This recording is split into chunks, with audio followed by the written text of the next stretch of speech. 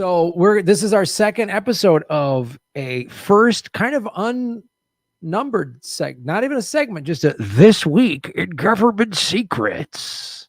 That's right. And I kind of called an audible on this one. The initial This Week in Government Secrets, as I did a little more research, is now going to be a whole segment. So we're not really doing it This Week in Government Secrets. We're just No, we are. So I added it This Week's in Government Secrets. So basically, both the first segment and the opening segment are both This Week in Government Secrets. Oh, they both happened this week in Government Secrets. Okay, awesome. Yeah. So the short one is the real This Week in Government Secrets teaser is this week, and actually today in 1942 and during World War II, was the turning of the tide in the Battle of Stalingrad in the Soviet Union. The forces under General Zhukov launched Operation Uranus, which I think most battles should be called Operation Uranus, honestly. Just Operation Ballsack. Yeah. Because it honestly, if your soldiers on the other side and they're coming at you screaming Uranus, like, I feel like it's intimidating. It would have an intimidation power. I would be like, boy, this is going to be a weird invasion. I'm going to tell you this right now. This is what type? Actually, do you have binoculars? What type of weapons are they holding? What is this? Do they all have strap-on dildos? Yeah. What is going on? Yeah. But Operation Uranus, if you want to be a little more polite about it for dinner conversation, was a counterattack at Stalingrad. It turned the tide of the battle in the USSR's favor.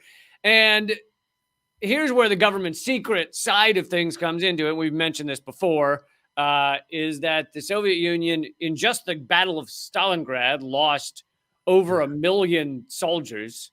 And in the totality of World War II, lost 24 million people. Thought I'd throw that in there as a little today in government secrets. Happy November, everybody. When I was in Russia 2 years ago, and I went to St. Petersburg, which was formerly called Stalingrad, there was people telling me about it. And they're like, their grandparents and the rationing that happened there. You were given like a piece of bread. This was it. And there was like, not only did a bunch of soldiers die, people died from starvation. It was brutal. It was gnarly, man. I mean, what the Russians had to go through in World War II is like, what we went through was pales in comparison. Like, we lost maybe 420,000 people total. That's including Pearl Harbor. And they lost 24 million people and many civilians. I mean, it was just awful. But it was we're still the heroes. Of course. Yes. We're the heroes of everything. America's always great. Always. I mean, because you seem to be forgetting, Graham, America. Okay. Yeah. Yeah. Well, obviously we have a great judicial system, as we saw today. So I mean, everything's just stacking up for America. Yeah. You can slice and dice what happened in the Rittenhouse trial a million different ways, but I don't think you can ever get beyond the factor that in America, if you're a white guy, you can shoot and kill someone who's chasing you or swinging a skateboard at you and serve no time. If you're a black guy, you hold up a cell phone, you'll likely be killed by police. So that's, you can get into all the details of who was doing what or who was running where or whatever the fuck. Yeah. But that fact won't change. If a black man brought an AR-15 to a protest and was running towards the police, they would have fucking gunned him down. It wouldn't last long. Yeah. Yeah. Well, really, honestly, I don't think he'd have to run towards the police. I think standing around, it would get ugly for him real quick. Mm-hmm. But anyway, that's getting aside from This Week in Government Secrets. Yay! Now it's gonna have more of a Benny Hill theme. So, since it's kind of a secondary This Week in Government Secrets, I guess we'll start with this for segment one. This is now we've done the true history of Thanksgiving in past episodes, so I wasn't intending to just make it that, but this is specifically about the tribe that helped the first Pilgrims survive in that time. And for those who don't know, and we really shouldn't call it Thanksgiving, and I'll get into why we shouldn't call it that, but we should come up with a new, let's call it Family Day. People hang out with their families or something. But anyway, this is the 400th anniversary this year of America Gluttony Day. Yeah, call it eating lots of shit day. But this is the 400th anniversary. So, it was 1621. So, were you aware of that, Grant? No. Do you have the appropriate streamers and pointy party hats? I will have to go back and change them because I didn't realize this was 400, but I will go. I'm going to go to a party city as soon as we're done recording the show and get my 1621 400 anniversary. There we go. That's what I was hoping to hear. Memorabilia. This is from the Seattle Times, and they did a great article. And this is Government Secrets Segment 1, also of This Week in Government Secrets. A double play of This Week in Government Secrets. I was hoping that would go on for the next 14 minutes. We're doing 2 of the similar segments coming up. This is this week, these 7 days together. It happened on this same day or week within past years of government secrets happening now. Oh, shit. Someone in the chat was saying that I was incorrect, that actually St. Petersburg was Leningrad. Oh. But I thought they changed it from Leningrad and then, well, it was Stalingrad. And then when they de-Stalinized the country, they changed it to Leningrad and then it got changed to St. Petersburg. But I could be wrong. Anyway, that's who gives a shit. I bet if I'm not going to do it because I'm going to start reading this story, but if Kate wants to get on the Google machine, she could figure that out in probably 30 seconds. Get on the Google machine, Kate. Well, we need our hordes of producers to handle this right now. Well, one of them is a secret, and I don't know if he or she is watching right now. Do we have a video feed of he or she in silhouette with a voice alteration we could go to? Stop talking about Graham's hair and move on. Oh, okay. That's weird. All right. On a hilltop above Plymouth Rock in Plymouth, Massachusetts, there's a quiet tribute to the American Indians who helped the starving Pilgrims survive. Few people bother to visit the statue of Osamequin, the chief or sachem of the Wampanoag Nation, whose people once numbered somewhere between 30,000 and 100,000, and whose land once stretched from southeastern Massachusetts to parts of Rhode Island. This year's the 400th anniversary of the Pilgrims' arrival. The actual history of what happened in 1621, though, bears little resemblance to what most Americans are taught in grade school. There was likely no turkey served. There were no feathered headdresses worn. And initially, there was no effort by the Pilgrims to invite the Wampanoags to the feast that they'd made possible. There was also no getting so drunk that you accidentally kiss your cousin at the end of the night. I added that part. In the 1600s, they lived in 69 villages, each with a chief or a sachem and a medicine man. They had messenger runners, members of the tribe with good memories and the endurance to run to neighboring villages to deliver messages. So it was like a human form of walkie-talkies. They hadn't yet come up with the can and the string. So this is pre-can and string technology. Pre-can and string. It was lean times pre-can and string. They had traded and fought with European explorers since 1524. So there's kind of secret number one is 1621. The Pilgrims were not the first white people they ever saw. A lot of people, when I was growing up, I totally believed that was the first white people to have ever shown up.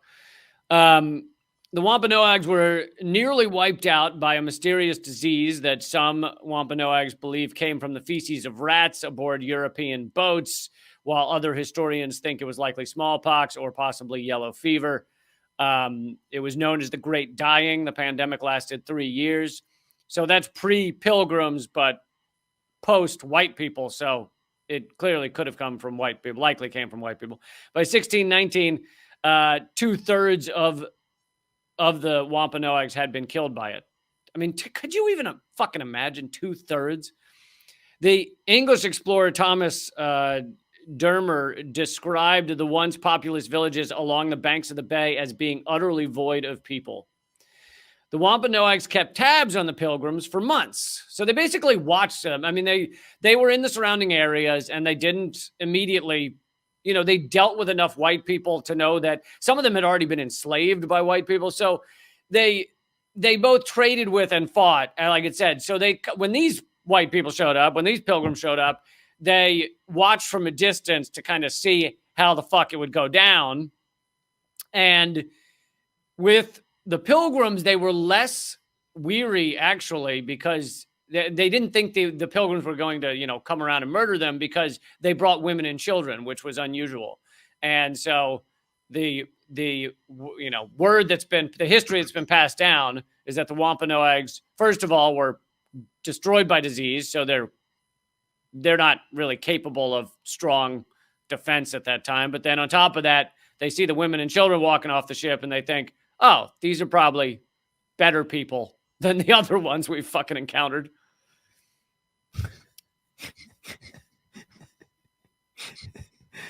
Moral of the story, there's no such thing as good white people. Yeah. So Osamequin, often referred to as a Massasoit, which is his title and means great sachem.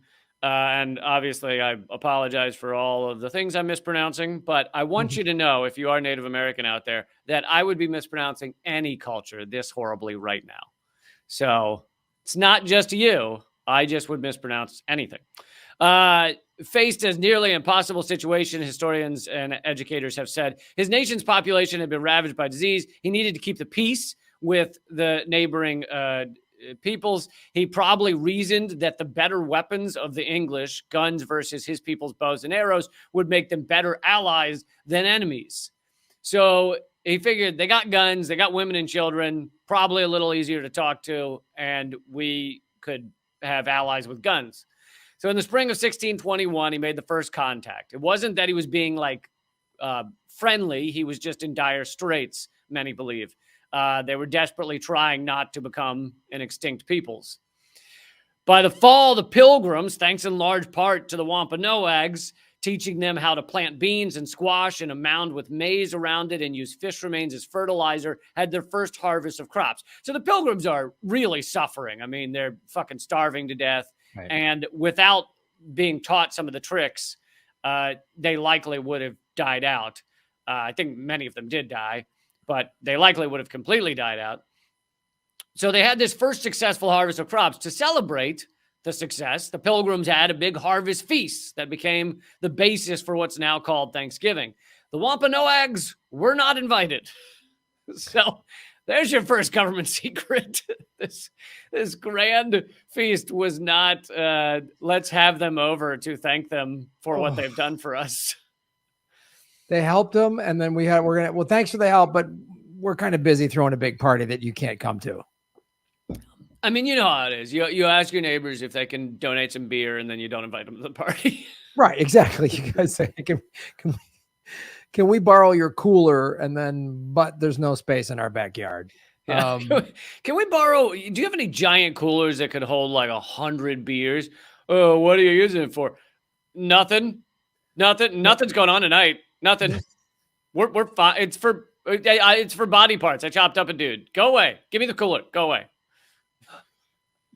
Oh, what assholes! 400 years ago, still just wouldn't even invite them to you helped us live. You helped us survive. But we just couldn't, it wasn't room at the party. You know what I mean? It was kind of one of those weird oval tables, and they just didn't have enough. You know what I mean? Like they ran out of chairs was the real problem. They ran out of chairs. You guys have no place to sit. I just feel bad for you. So it's awkward. Yeah. So right. It's better. You can take some in a to-go box. Do you want some in a to-go box? Just don't hang out here because we don't want to talk to you, really. This honestly feels like this is why the wealthy have always been horrible. I remember I directed this short film, Hello Junkie, and I did it with my buddy Tim Bennett, and we took it to a bunch of festivals, and we were invited to some big, rich film festival up in Napa Valley, Sonoma County, one of those big Northern California wine things. Yeah. And the festival was sponsored by Porsche. And they had a big closing night party. And everyone gets a Porsche. And the filmmakers weren't allowed in this main tent. Really? We're like the rich people. And we were like, what? And they're like, it was just for them. Like, I was like, why did you invite us here? Like, they literally didn't let we had to sneak in, and they were like, what are you guys doing here? We're like, well, we're the filmmakers of your film festival. And they're like, oh, okay. Well, you guys kind of stand over there. It was like, I was sitting there like, fuck this place. Wow. And they were rich assholes. They didn't care about us at all. We were like the help. It's like, why did you guys even have a film festival? Exactly. They viewed you like, to them, a film. They're so wealthy that a movie is like a dinner dish, and you're the one that cooked it. So you can walk up and say, "I hope you enjoyed the dish I made," and they can go, "Oh, it was excellent, thank you. Now scurry along." Yes, that was like, you guys. If it wasn't for filmmakers, you wouldn't have a film festival. You fucking rich sacks of shit. It was just like, I was so mad. It was the Sonoma Valley Fest or something. We were just like, we were so pissed off. And and there was these big Porsches and these giant tents. I mean, this was a festival that spent hundreds of thousands of dollars on tents and catered food. And we were treated like rats. And so you might not know this looking at us filmmakers, but it turns out several of them very good at setting tents on fire. So that part went really well. That part of the festival. That was great. We had a bonfire of Porsches. So yeah, not invited to the first Thanksgiving. However, the drunken idiot pilgrims start shooting off their guns in revelry. And I imagine, with muskets, that was pretty rare because it's first of all, they don't have that many musket balls. It's a lot of effort. So I think it was rare to hear muskets going off without there being a reason. So the Wampanoags nearby assumed there was like a fucking war going on, that they were headed to war with somebody. And so 100 warriors showed up armed to the teeth after they heard the muskets fired.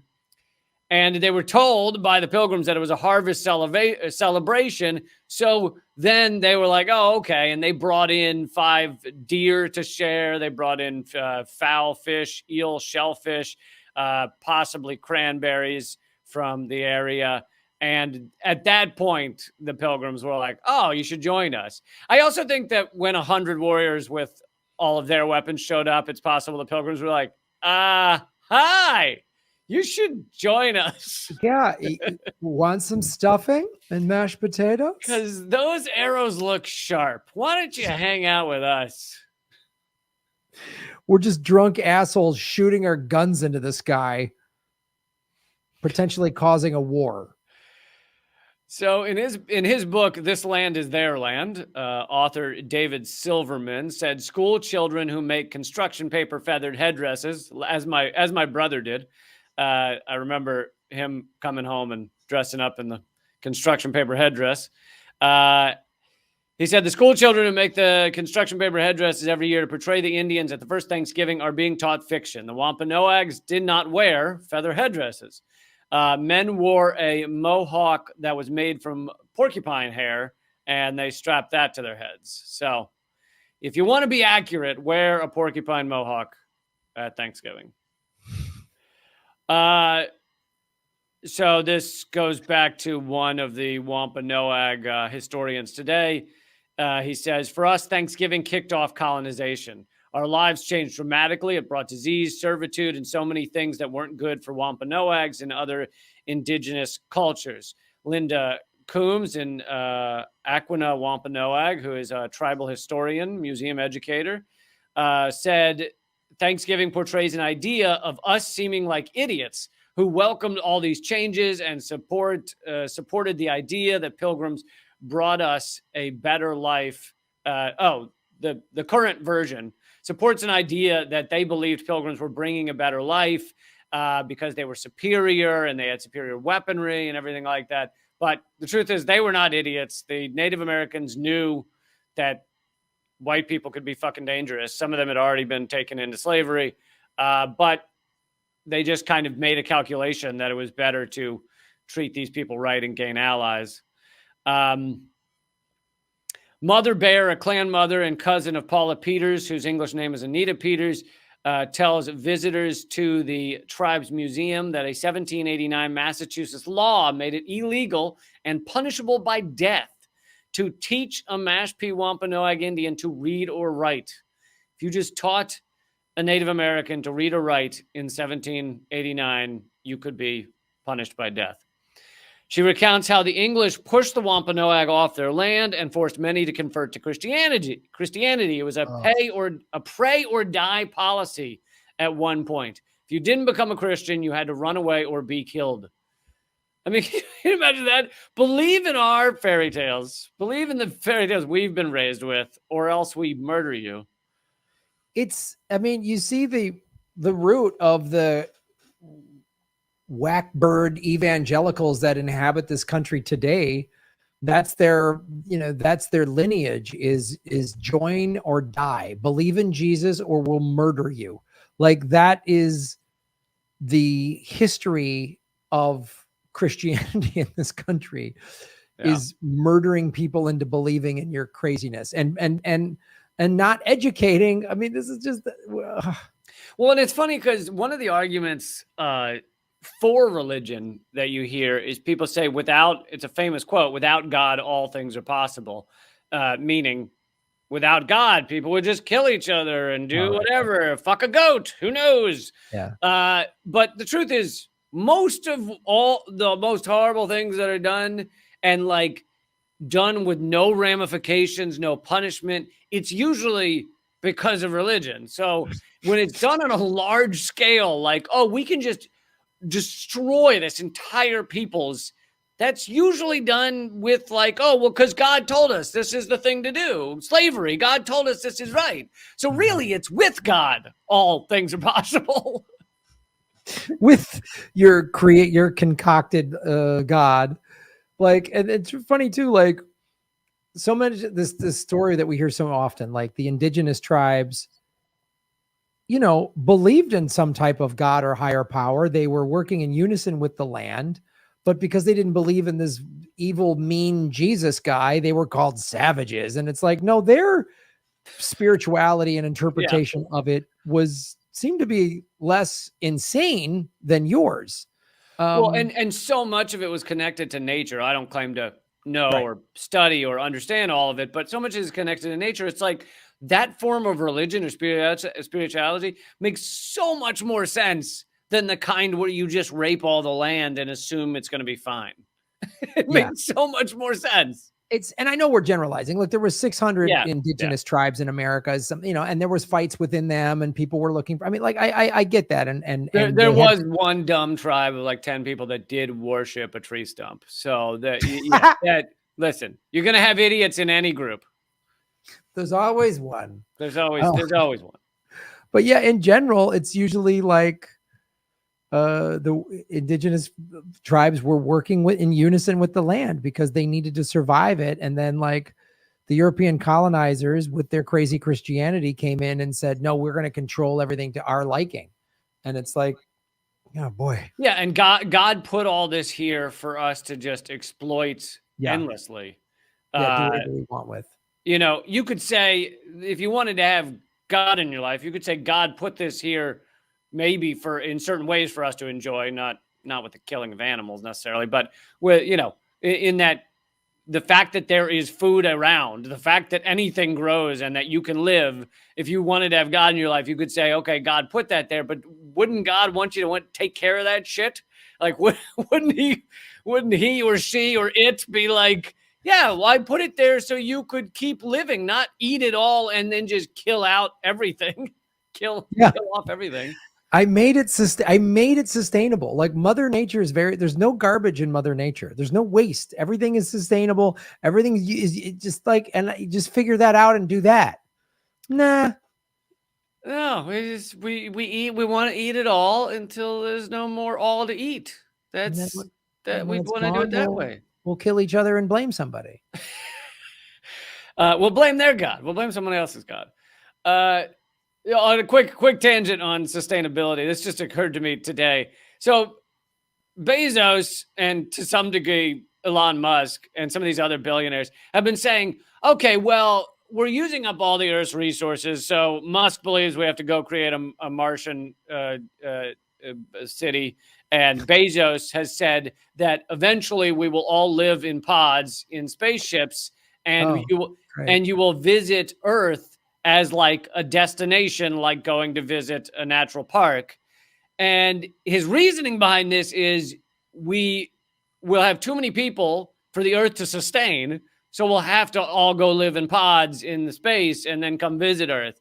And it's like, gotta get this straight, motherfucker. Like, if you're in a pod, let's say a massive pod in space, and there's a million of you, this massive thing out in space, how are you going to live? You're going to live with incredibly, like, perfected sustainability. Like, every little thing is going to be reused. You're going to make sure that all of the stuff is parsed out perfectly for each human being. The only way to survive in fucking pods is to have, like, awesome sustainability, the opposite of what we're fucking doing on this planet. Gee, I wonder if we implemented that here, maybe we wouldn't need pods. Hey, there turns out there's a pod in space that can hold about 10 billion people if we just allot the resources correctly. It's called Earth. Weird. Mind blown. Oh, God. How did we let that guy circle the Earth and not blow him out of the sky? I mean, how did that happen? You do gotta wonder how the one guy putting the little tiny O-ring on one of the tubes wasn't like, maybe I leave out this O-ring. Maybe I put a book of matches near the gas tank. Maybe. So, let's see. So Frank James, a well-known Wampanoag activist, called his people's welcoming and befriending the Pilgrims in 1621 perhaps our biggest mistake. In 1970, he created a national day of mourning that's become an annual event on Thanksgiving for some Wampanoags. After planners. So basically, there was a 350th anniversary of the Mayflower landing 50 years ago, 1971. And they had this big celebration, and they invited him to come speak. I believe the same Wampanoag, Frank James. And he said he'd come speak if he could debunk some of the myths of the holiday of Thanksgiving. And they refused. They were basically like, come speak and we'll go, yay, we have a Wampanoag here. And please don't correct any of our bullshit history. Please just tell us that we all had a big feast and it was lovely and we love each other. So instead, he and others started this National Day of Mourning that's gone on since 1970.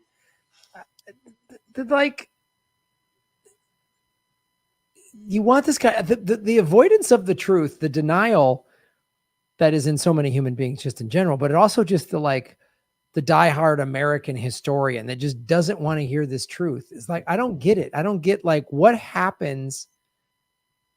Like, what do they think if this truth is sold and on a mass scale? What would it just like, you can't enjoy pumpkin pie anymore? You can still have your fucking dumb pumpkin pie and watch your stupid football and jab your dumb mouth full of a bunch of stupid food. Graham, this country's built on lies, and you take those out, it's like taking the bottom bricks out of the Jenga puzzle. Yeah, I know. This whole country is just built on lies. It is just like, and no one wants to face it. It's unbelievable. But you're absolutely right, though. The irony is, if we actually confronted our history and taught people the real history, and without saying, we got to go backward, like we are where we are. There are millions upon millions of a variety of people in this area of the world, in this area of the country, etc. And so without going backwards, you could just acknowledge the past, what's been done, and say, and it'll inform how we behave now. Maybe we should give Native Americans a lot more freedom and rights, right to their own land, etc. Things like that. And it would inform us going forward. But instead, we're like, no. We're just fucking fingers in the ears, hand over the eyes. Yeah. Native Americans can't even own their own land on reservations. Like they can't. It's just like unbelievable. I mean, all the loopholes with the FBI that creates this murder, the high number of murdered and missing Indigenous women because tribal police can't even investigate on their own land. I mean, it's just like, it would make us all feel better about being Americans. I mean, it would make us feel like, okay, we fixed it. Like it would make for a better country. It would make a more equitable country. It would make for a better country financially. I mean, it would just make everything, if we got rid of the systemic racism and dealt with this stuff correctly, it would make the country better. So like these people that are living in denial are just like, they're just like holding the whole country back. It's just unbelievable. Yeah, and it gets in terms of their land and everything, it gets even more hilarious. In 2015, about 300 acres was put. So the Wampanoag they didn't even get a reservation because for a long time the federal government denied they were a tribe any longer. But in 2015, about 300 acres, so under Obama, 300 acres was put in a federal trust for the Wampanoag, the Mashpee Wampanoag under President Obama.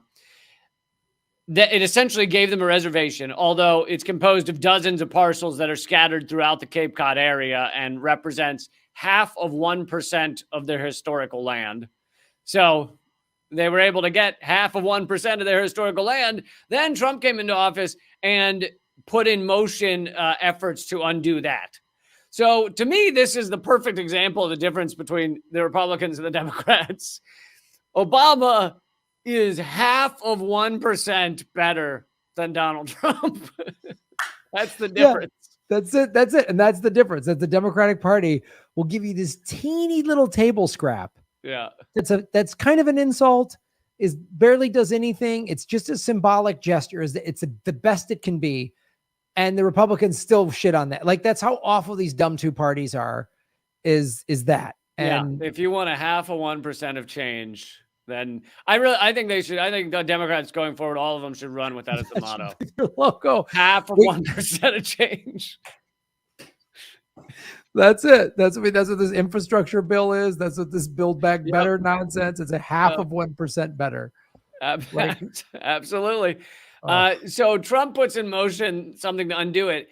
Now Biden's in office and it comes down. So it's up in the air as to whether they actually have this land or not, or can develop on this land. And so now it's up to the Secretary of the Interior under Biden, the first ever Native American in a cabinet, Deb Haaland, Secretary of the Interior.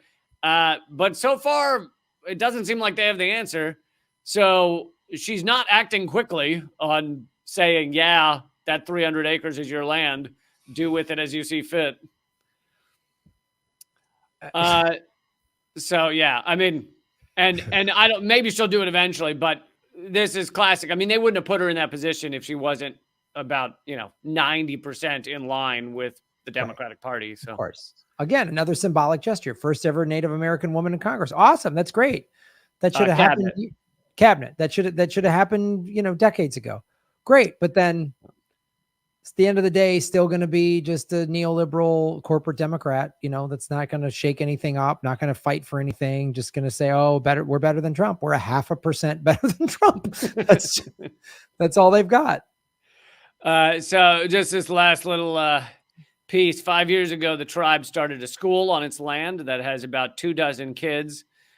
who range in age from 2 to 9. They learn math, science, history, and other subjects in their native Algonquin language. The tribe also offers language classes for older tribal members, many of whom were forced to not speak their language and therefore eventually forgot it, which stems from the time where they could literally be killed for being taught to read.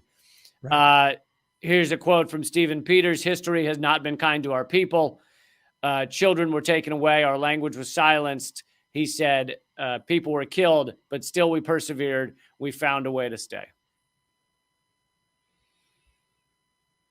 Okay. I mean, I guess that's a couple of small bright spots. I mean, a couple of 0.5% of change. Yeah, that was a 0.5% of positive there at the end of that story for you, Graham. I peppered some Parmesan cheese on top of the turd. Well, as far as this show goes, I'll take it. Thanks, Lee. We're going to rename the show. I'll take it. I'll take it.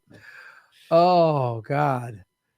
Well, usually these segments end with me getting punched in the dick emotionally, but this was just sort of a kind of a just sort of,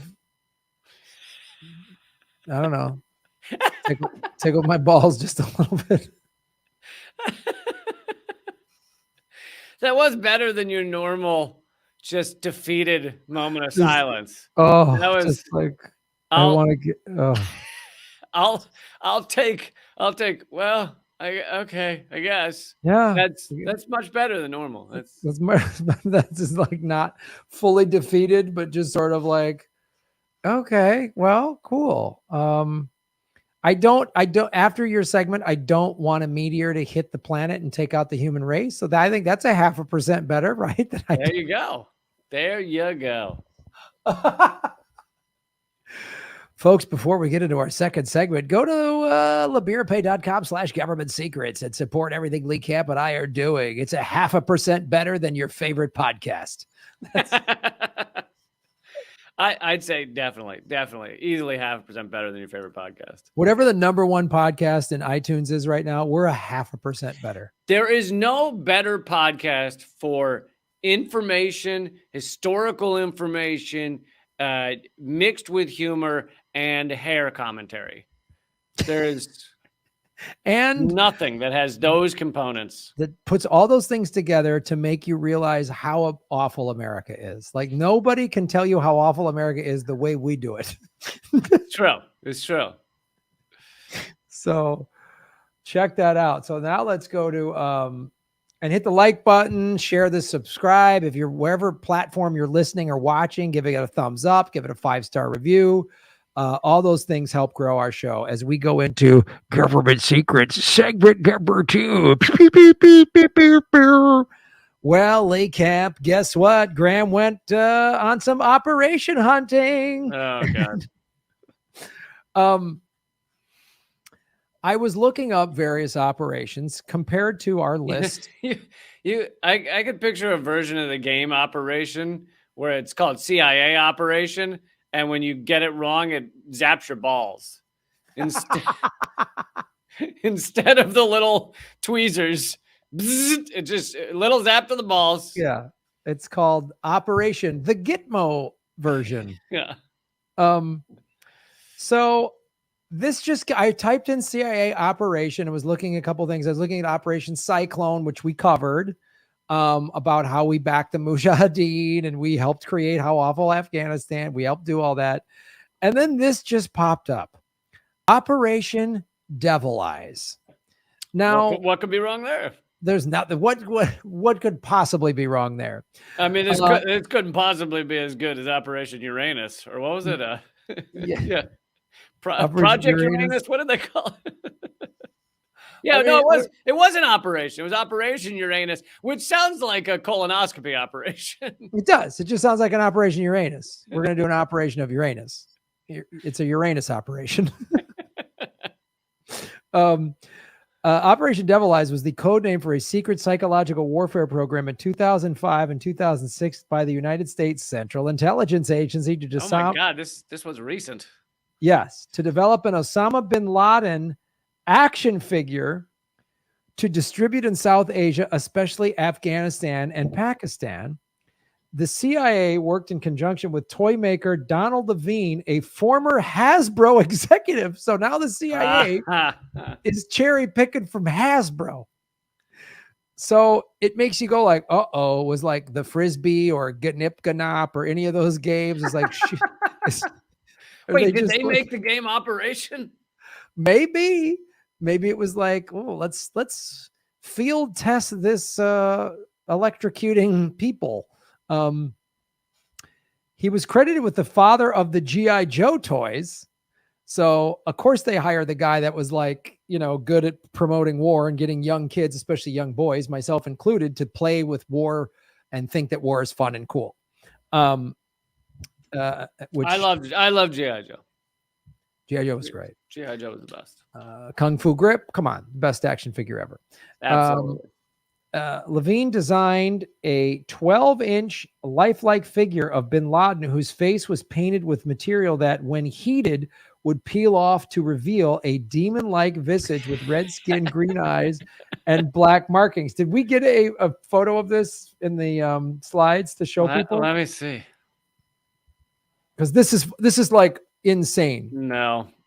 If you just have a webpage open, you could just share that. Yeah, that's what I'll do. Let me show you this webpage because you need to see. And for those of you listening on the podcast who do not get to see the things we say you need to see, you can join our live stream or watch the videos on really any of our channels, youtube.com/Graham Elwood, Rockfin. We both have pages there, and youtube.com/Moment of Clarity. We put it up at all those places. So if you are dying to see the images, check it out.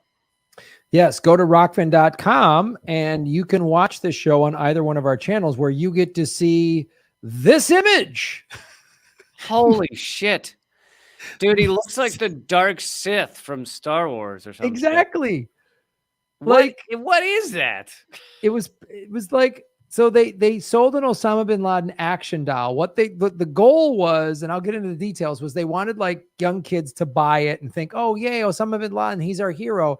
And then it melts and they go, oh God, he's evil. He's the devil. Like this is like more insane than the vampire one that we did to a certain extent, where they would like kill people, and I forget which country it was, and then hang them and put holes in their necks, like the Philippines. This was up for auction. This is CBS's put this on their Twitter feed in November 10th of 2014. So wow, this is also a This Week in. Wow, we have 3 of them. This is 3 this week's.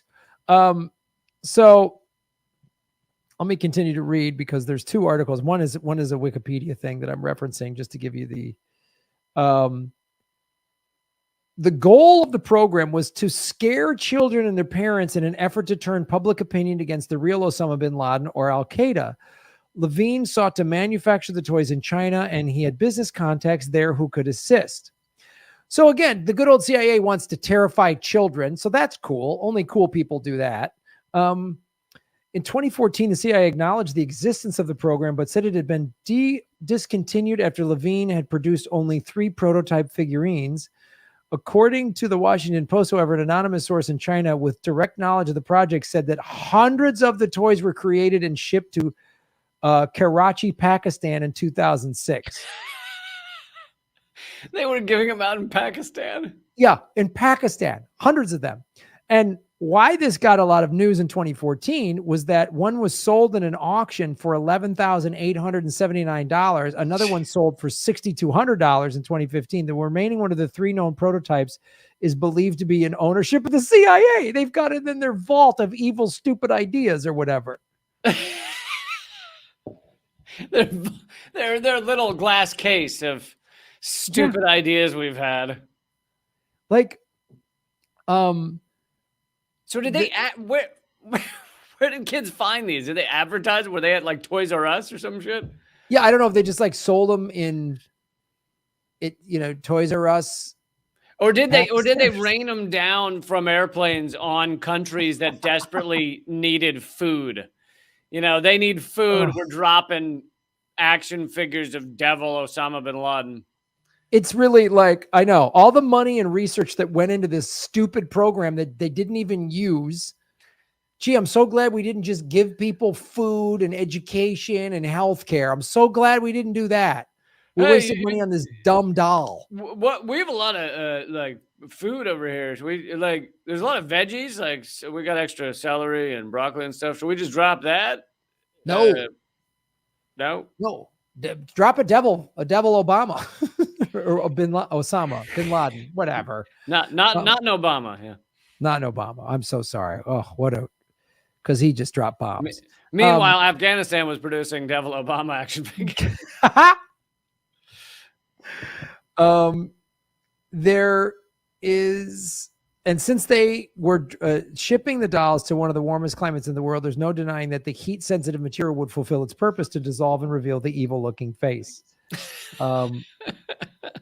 Like the dolls were 12 inches tall and in many ways looked like the G.I. Joes. In fact, the Bin Laden doll was designed by the father, by Donald Levine. This is the second article. They were like, get me the guy who designed the G.I. Joes. And they pick up the red phone to the G.I. Joe designer. We need him. Get him back in service. He's 95 years old, sir. It doesn't matter. He's mainly working with colostomy bags now, sir. That's all right. Have him. Get him to work on a new doll. A new action figure. It'll be the Osama bin Laden, and it'll come with a jack-off grip so he can jack off. It's like, I'm sure when, like, only the CIA could make Hasbro like toys evil, like just like the only like, hey, a bunch of kids having fun. How do we turn that into something evil? How do we just like, kids are having a birthday party. Yes, let's make frosting for kids' cakes. Maybe a psychotropic drug that makes the kids want to murder each other and kill their parents. And we'll drop, like, I'm like, you guys are fucking sick. The sickest, twisted jackasses. Yeah. Like, how many of these dumb operations have we done that just were insane? Our Operation Artichoke we've done, Operation Easy Chair. Remember that? Jesus. It's amazing that they get paid to sit around in a room. It's like a bad sitcom writer's room, but they're coming up with ways to kill people or manipulate people. It's a sitcom writer's room. It's like just guys come up with the dumbest. There's no such thing as it's a bad idea. All right. There's no such thing as a bad idea. How about I'm just spitballing here. I'm just spitballing. How about it's a wacky beer helmet, but the beer is cyanide. And the helmet is a knife through their head. And we give it away at monster truck rallies. Like, what the fuck? This plan, the Operation Devilface, came as part of influence operations where the government uses tactics in order to change the majority view of a particular person or entity. And the guy from Hasbro passed away in 2014. And when his family was actually choked on one of the little swords that come with the G.I. Joes. It was very sad. What happened is he died in a fire and his face changed and turned into a devil. No, that's not what happened. But they questioned his family, apparently, when he passed away. And they said, Don Levine was a dedicated patriot and proud Korean War veteran. When called on, he was honored to assist our country. Proud, that's how you end up making the G.I. Joe cartoon. Proud Korean War veteran. In the Korean War, we literally bombed so thoroughly that the top generals were saying, we don't know what else to bomb. We've killed everyone. Like a third of their population died. It was the most horrific shit that you could imagine. And this guy's like, doing my duty. And we still lost. I mean, we crossed the 49th parallel and the Chinese flooded in and we lost, in the Chosin Valley. I mean, it was just like, it's the forgotten war and nobody's ever done a lot of movies on that war, but like it's the guise of patriotism can rope so many people in. I mean, I don't know if this Levine guy was bad or evil or nuts, or maybe he was a good guy that believed in his country, but it just shows you the evil of the CIA. Again, how much money was spent on this thing that could have just like, how many people could have been helped with the money just for the research and the development and the couple hundred toys. And it's like, how about just like millions of action figures that they drop down on a country, and when it heats up, the kids find out it's edible. Yeah. And they can survive a little longer. How about the Army Corps of Engineers just comes in and builds roads and schools and hospitals? And how about that? Maybe we could do that. Yeah. How about just spitballing here, spitballing. How about an action figure that when you squeeze its legs together, it ends the economic sanctions on Iran?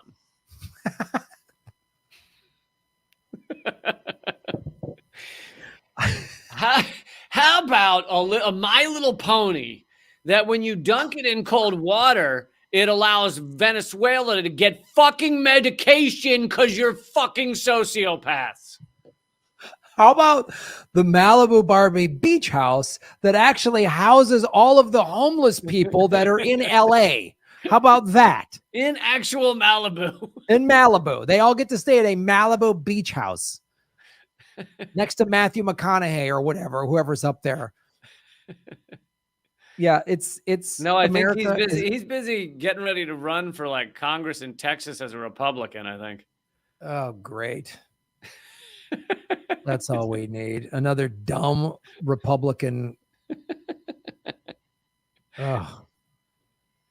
Like, you know what I like about this Congress? I keep getting older and they have the same bad ideas. Oh, what about a Green New Deal? All right, all right, all right. You didn't answer the question. You didn't answer the question. Now you're just, all of his press conferences are going to be like one of those insane Lincoln ads that just make no sense, you know? It's not about hugging trees. Like, what are you saying? Just Lincoln commercial crazy. Just nuts. He jumps into a pool. It's just him talking in a nice little drawl. Yeah. And it'll say, everyone will go, oh, this is what we need. I'll just be like, this is what we all got to do. And it's like, what's your policy? We just got to be all right, man. We got to just play right ball and talk to that bull that's standing in front of my Lincoln. Like, what are you saying? Dude, it was like a few of the, like one or two of the chapters of his book were the audio book were like free. And so I clicked on it and it's hilarious. It's so much like fucking like pseudo Zen garbage nonsense. that like it's just like, man, I just live every day. Like, you got to smile. And like, what? Okay, what the fuck do I do with that? You know, you just gotta live with a smile. Yeah, if I was a good-looking celebrity millionaire with a beautiful wife who owned a soccer team, yeah, I'd probably be pretty smiley too. Like, what are you talking about? God, man, you just gotta give more tax cuts to the rich and have a smile every day. Yeah, every day. Got to work, pull yourself up by your bootstraps. He's probably got some bullshit bootstrap story that's like, okay, rich kid. Yeah, he's like, well, he did. Yeah, he like grew up poor or whatever, or lower class. But then he's like, you know, standing around a set one day and they're like, hey, what if we put you in the film and make you famous for the rest of your life? All right, sounds good. All right, man. Sounds good. All right. Yeah, some female producer went, hey, is it cool if you take your shirt off and we put you on camera? And he went, all right. And there you go. Now he's famous. Great. It all comes down to hard work, Graham. It all comes down to hard work. Yes. The hard work of being bored with good genes. Yeah. If you just worked a little harder, Graham, then that hair thing you're working on would just be straight as an arrow. It really would. Exactly. I didn't work hard enough. This is my laziness. You didn't work hard enough. It's not the same hairline that my dad had. No, I'm lazy. That's what this is. I didn't manifest keeping the hairline I had in my 20s. That's my fault. Fucking idiots. You didn't believe in yourself is the problem, Graham. That's it. I didn't believe in myself. I didn't believe in myself. Oh, if he runs, I'm going to move to Texas and run against him. Like it's the only way I would ever live in Texas. It's like Austin is like West Berlin, but there's no surfing. Like there's no surfing in Texas. I couldn't live there. Like but I would run against that guy. And your whole motto, your whole campaign would just be your rom-coms suck. That'd be the whole campaign. One issue candidacy for Graham Elwood. Your rom-coms suck. That would be just every campaign. Like, what are you gonna do for Medicare for all? Remember that one movie that he just was still living in his parents' house, failure to launch, and Terry Bradshaw was his dad? Are we really gonna let that into the Congress, folks? Are we just gonna let that movie slide? Listen, we're just all pretend like that didn't happen. Somebody let Terry Bradshaw get an acting job. We're just gonna let that happen. Are we just gonna let Matthew McConaughey have the brain matter that oozed out my ears when I watched that? Like, does he just get to keep that forever? I mean, we're going to just pretend these Lincoln ads didn't happen? Is that what we're going to do as a country? Sure, True Detective was good, but it was the writing mostly. I mean, let's be honest here. He didn't write that. You and I both know he didn't write that. Furthermore, it's not true, and he's not a detective. Discuss. Yeah. He didn't write Interstellar either. Like, come on. So that's my segment. The government secrets about Matthew McConaughey. Listen, I don't mean to bum anybody out here, but he's always playing the same character called Matthew McConaughey. Yeah, the Lincoln lawyer. It's just Matthew McConaughey going, all right, I'm going to get you off, brother. Like, that's everything he does. But sometimes that is fun to watch. I will give you. Lincoln Lawyer is a good movie. So is Interstellar. I love Interstellar. Interstellar is a good movie. Furthermore, one of the best movies made on environment collapse. Yeah, exactly. Interstellar is about the environment collapsing, like what the future is going to look like. But I got bad news for you, folks. Future magnetic waves are not going to save us this time. You're not going to go meet your daughter in some time travel fucking Jenga house or whatever. Like, that's not going to happen. No, you're not. So, Government Secrets episode 65 in the books. Hey, everybody. Thanks for watching. We are still in our 9th month of demonetization from YouTube. So support what we're doing at patreon.com/Graham Elwood or rockfin.com/Graham Elwood, which is a blockchain cryptocurrency platform. It's free to sign up, and there's a premium level at $10 a month. And for that, you get everybody on the platform's premium content. Myself, Lee Camp, Ron Placone, Jimmy Dore, Whitney Webb, Kim Iverson, Abby Martin, and many, many others. You can also support what we're doing at Venmo at Graham-Elwood and go to GrahamElwood.com. We have a PayPal button and a P.O. box. I also have crypto wallets, which are all in the show notes. Thanks for supporting what we do.